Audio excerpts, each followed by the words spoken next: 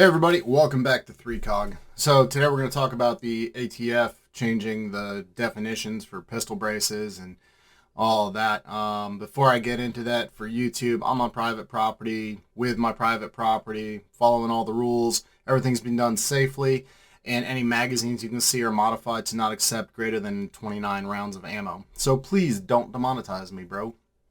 Alright. So the ATF has changed their definition for what a short-barreled rifle is and how it applies to pistol braces. For those of you who don't know what a pistol brace is,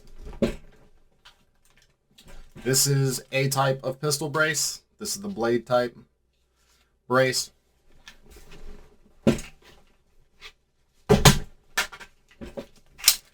And this is an SBA 3 brace. Both of them are braces, not stocks. As opposed to all of those which have stocks on them. Because they are rifles, those are legally pistols. So it's been determined for years now that, okay, a pistol brace is not a pistol stock regardless of use. Because that's what they're built as. Right? And like a year ago, I made a video talking about this coming down the pipes. And I got a comment, and I'm trying to find it, but I got a comment of saying, like, basically accusing me of just repeating what other YouTubers were saying, and I wasn't doing any of my own research, and I didn't know what I was talking about, and literally said, nobody's coming for your pistol braces. Yes, they are. They're 100% coming for the pistol braces because they just changed the rules. So those are what stocks are and what braces are. The way the rules have changed now is basically if you have a braced pistol, it is legally a short-barreled rifle. So what is a short-barreled rifle? A short-barreled rifle is a rifle with a barrel less than 16 inches. And now they're saying that having a brace is no different than having a stock on the back, and that it still counts as a short-barreled rifle. So where did all this bullshit come from? Well, in 1934, the National Firearms Act got passed, and it basically defined certain weapons as being more dangerous than other weapons, including short-barreled rifles, short-barreled shotguns, destructive devices, and things like that. And you had to pay, and still have to pay, a $200 tax stamp to get those items. Well, with approval from the federal government, and then that weapon is registered with the federal government as a short-barreled rifle, short-barreled shotgun, or whatever. That was done at a time where, like, basically, so $200 at that time was the equivalent of $6,000 today. So it was a way of keeping these weapons out of the hands of the common people.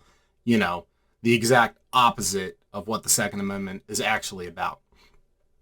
So mandated that $200 tax stamp. It's a way to tax people, and at the time it was cost prohibitive for people to be able to get them.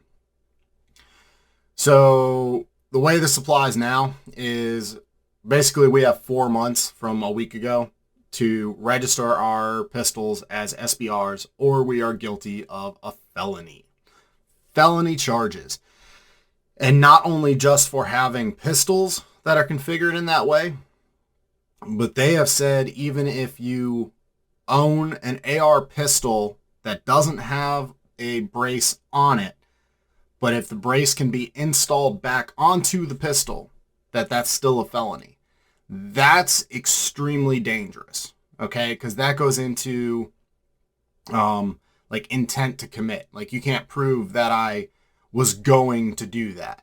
And being able to prosecute people for possessing items that could be combined in an illegal fashion is an extremely dangerous precedent it's an extremely dangerous path to go down, right? So this is an AR pistol. This is a pistol upper with a 10.5-inch barrel. Okay. That is a rifle. That's my recce rifle. So that's a rifle lower, and that's got a 16-inch barrel with the pinned and welded flash suppressor on the front. If I take this upper off and put it on that lower, that's illegal. That's creating an illegal SBR. I'm aware of that, so I don't do it. Right? Now, what they're saying is that if you have a pistol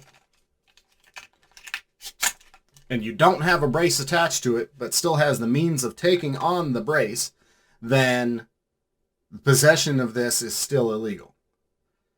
Well, that's trash, because you know what else could slide right onto here? A stock. You know what I don't do? Put a stock on here, because I know it's illegal. So definitely going down the road of like you had the intent to commit a crime because you happen to have the parts that could be put together in an illegal fashion. If they actually start prosecuting people for that, that's extremely dangerous. That is not the way this is supposed to work at all. Right? So additional problems with this, there's an estimated like 40 million braces in the United States. So out of those 40 million, how many people own them that are not actually part of the gun culture and have no idea that they're about to be felons? Right? So say somebody just bought one gun and they have an AR pistol for home defense, and they're not into the gun culture. They don't watch YouTube videos. They're just, they bought it for home defense, and that's about all they do gun-wise. If they're not into this, if they're not watching videos, if they're not reading articles about this, there's a very good chance that they could just have no idea that they're about to be felons. And as everybody knows, ignorance of the law is no excuse for breaking the law, right? That whole thing. So how many potentially millions of Americans are going to be felons in 4 months and have no idea that they were breaking the law? Probably several million. That's bad. That's extremely dangerous. So the one saving grace that people keep talking about is what they've done is for the next 4 months, we can register our braced pistols as short-barreled rifles, and we don't have to pay the $200 tax stamp to do it. And some people are saying, oh, that's great, I can SBR something without having to pay the tax stamp on it. And then other people are saying that that's the Trojan horse that is leading to gun registration. For those of you who don't know this, the gun registration thing is already there, right? Every time you fill out that form 4473 for the federal form for a gun purchase, that's retained by the gun store for like 20 years now. And then now they want them scanned electronically and uploaded. There's already a gun registry. There really, really is. And I've experienced it personally within my family of a gun that my wife bought that we then legally sold to a gun store. And 10 years after she bought it, it was used in the commission of a crime. And we got a phone call from the detective in the city where the crime was committed, which was about 3,000 miles from where we bought the gun. So they can already know what guns you have and find you and all that stuff. The difference being, of course, if you do private party purchases, depending on state laws and all that kind of stuff. So I know that there are some ways. So some people are looking as a positive of, okay, I can SBR some guns. And then some people are saying, oh, it's a massive Trojan horse of this is just how they're getting more gun registration. I think both of them are true.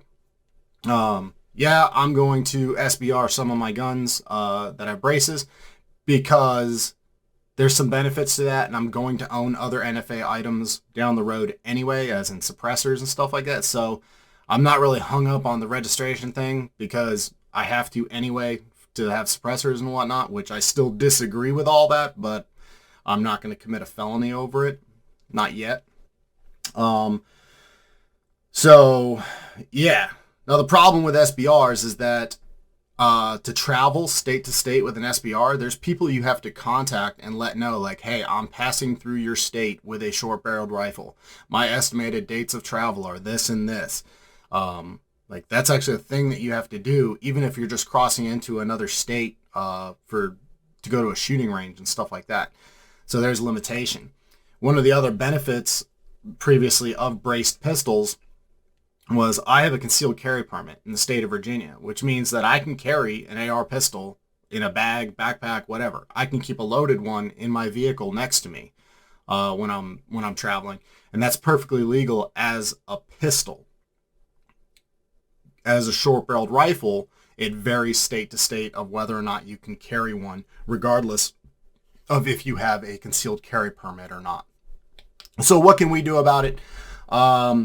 First of all, contact your elected representatives. There'll be a link in the description below where you can find out who your representatives are for everything, and then send every single one of them an email and let them know that you disagree with the ATF rewriting laws when that's not their job.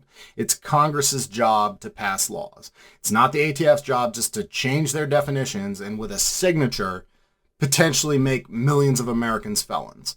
That's not the way this whole government process is supposed to work at all. So contact everyone. If you own braced pistols and whatnot, be safe and make adult decisions. Thanks for watching. I'll see you next time on 3COG.